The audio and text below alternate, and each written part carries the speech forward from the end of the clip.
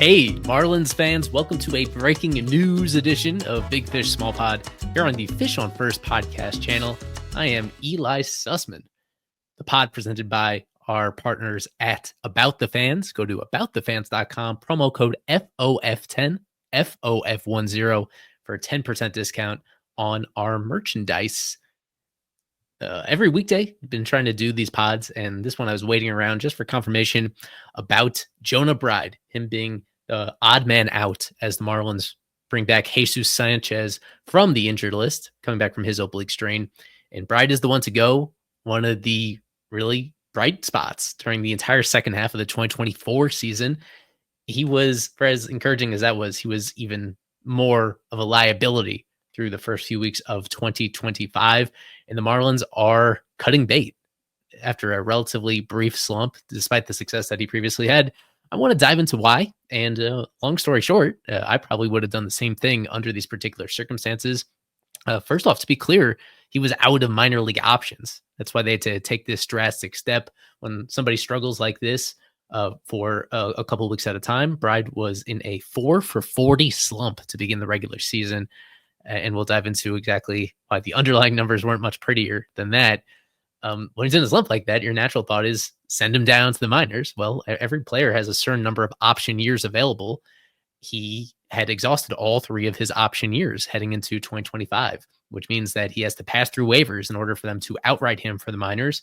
We will find out in the coming days whether or not that's going to happen, or whether he gets claimed off waivers, or whether the Marlins work out a tiny trade. That's how they acquired him in the first place. They gave up cash considerations to the Athletics to acquire Bride during the 2023-2024 offseason. To be blunt, I just wasn't a big believer in Bride's breakout season to begin with.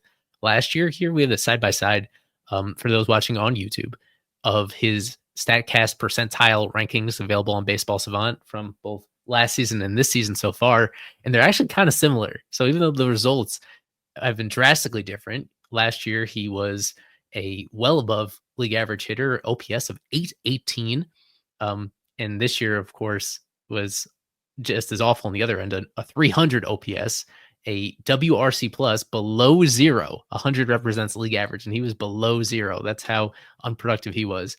The results were a lot different, but the underlying numbers were some similarities right there. Where even last year, he's not a guy that hit the ball particularly hard. He made a good amount of contact. And the one strength of his game that did carry over from one year to the next is that he makes good swing decisions. He doesn't chase outside the zone very often. Even this year, 79th percentile among MLB hitters in chasing out of the zone in terms of having one of the lowest chase rates. But you see the strikeout rate went up considerably. He was better than league average at avoiding strikeouts last year. This year, he was striking out in 1 out of every 3 plate appearances. That is pretty extreme, and you need to do a lot to make up for that. He certainly wasn't to this point in the year. It goes back to spring training where he wasn't all that impactful then either. You don't want to judge the results on that, but just by the eye test, it was hard to really make sense of why he was so good last year. Although I did isolate one thing that stood out. Get briefly to touch on the other aspects of the game. There's a lot of pressure on Bride's bat just because he doesn't add defensive value or base running value. He has versatility. This is a guy that as recently as a few years ago was even catching on an occasional basis in the minors. And he has experience at first base, second base, third base, maybe even a tiny bit in the corner outfield spots during his minor league career. So he has versatility, but he's somebody that I would put more so in the positionless bucket than the utility bucket, where he can fake it at several different spots, but wasn't really an asset. As last season went on, he got most of his regular playing time at first base. He was not a good defensive first baseman. Just doesn't really have the hands or some of the general awareness of the fine details of that position. It just put a lot of pressure on his bat to produce. So even in a small slump like this, he was a big liability to the team during that period of time. And with the guys coming back from the IL, and the fact that so many other players on this roster had been performing significantly better, the Marlins make this choice to squeeze out the guy, even though they risk losing him altogether. Fish on First has partnered with About the Fans to launch a merchandise collection. Rep the FOF logo and more Marlins-inspired apparel. Find it all at aboutthefans.com. Enter coupon code FOF10 at checkout to get 10% off your order. FOF10 for a 10% discount. I want to get into what I feel was his superpower last year, which was the reason why he was able to hit for a decent amount of power, despite not being hitting the ball hard in the first place, is that he was really consistent about pulling the ball in the air. They actually now tried to approximate this pretty closely on Baseball Savant. His pull air percentage last year, 25%. One quarter of every ball that he put in play was pulled and hits the air. It was hit to left field and it was in the air. So 11 of those went over the wall, which is more than you would expect from less than half a season of a guy that doesn't hit the ball hard. That is a pace of close to 25 homers over the course of an entire full length season if he was able to keep it up. There were a couple that were impressive to the eye, but a lot of wall scrapers. So he's a guy that hit more home runs than you would expect because of that, because he was able to get just enough of the ball and because he strategically hit it in places of the ballpark where it's easiest to get a home run, the ones where the distance to the fence is shortest. So that has been increasingly popular across baseball. Even so, he was really high up the list in terms of the frequency that he hit balls in the air. And then this year, again, tiny sample, but it is still glaring how his profile changed so much. This year, 4% pull air percentage. I think that's just one ball, if I have that right. One ball all year to this point that he has pulled and hit into the air. For a guy that used to do that almost on a daily basis, once a game, he's now done it just once through close to 3 weeks of the regular season. That's a big red flag to me. So he's not hitting the ball quite as hard as he did last year, and he's not hitting it to the right spots. So I think that's a pretty clear indication that his timing was off mechanically. Again, for the YouTube audience, I had this side-by-side look at his swings from 2024 on the left, 2025 on the right. Both these pitches, 94 mile per hour fastballs from right-handed pitchers, basically in the same spot, like belt high over the middle fastballs. And one of them he pulled for a home run last year where you could see his bat angle. He's able to get it out in front of the plate. And then this year, just a tiny bit late by just a few milliseconds. And that's the difference in terms of hitting the ball the other way for a fly out instead of a home run that he's able to pull to left field. The way he's finishing his swing looks really similar to me.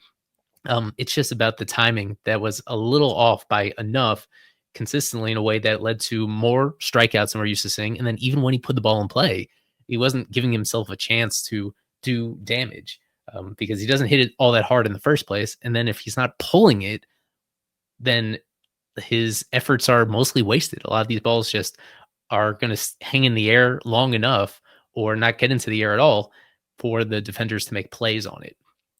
One last thing to look at here, cool animation, again from Baseball Savant, that shows positioning in the batter's box has changed. I think I got to click play on this. Yeah, there we go. Where his setup at the plate was a little bit different this year than it was last year. He was finishing in about the same position, but his feet were a lot wider apart in the batter's box by more than 4 inches compared to last season. His stance a little bit more closed than it was last year. Really subtle differences, but in a way that I wonder how that was affecting the way that he was actually seeing the ball coming out of a pitcher's hands. Because this year there just were times where he was chasing out of the zone a little bit more often, especially on breaking balls that went from strikes to balls. So I just feel like little adjustments like that may have culminated in a big difference in terms of his results as a guy that just doesn't have much margin for error. Just to be more specific on the batted ball quality, because I think that was probably the biggest driver of this, that there was even a drop off from where he was last year from an average exit velocity of 87 to 84.5, and also the max exit velocity. Where last year, when he really squared up a ball, it got to about 105 off the bat. This year, his hardest hit ball in these first few weeks under any condition was only 100 miles per hour. That's a kind of figure that you just don't see from major league hitters where they max out at 100 when everything goes right. I think this sends a pretty strong message to Bride that whether it's his conditioning or just some time away to work on his mechanics, that's going to be pretty big in terms of making him a viable big league player anymore. Because when you're across the board, just not hitting the ball that hard, and you're somebody that, to be blunt, isn't a particularly good athlete, you're just not going to get a whole lot of hits out of that. And he's somebody that needs to hit for a high average and draw a lot of walks in order to be a productive big league player the way that he was in 2024.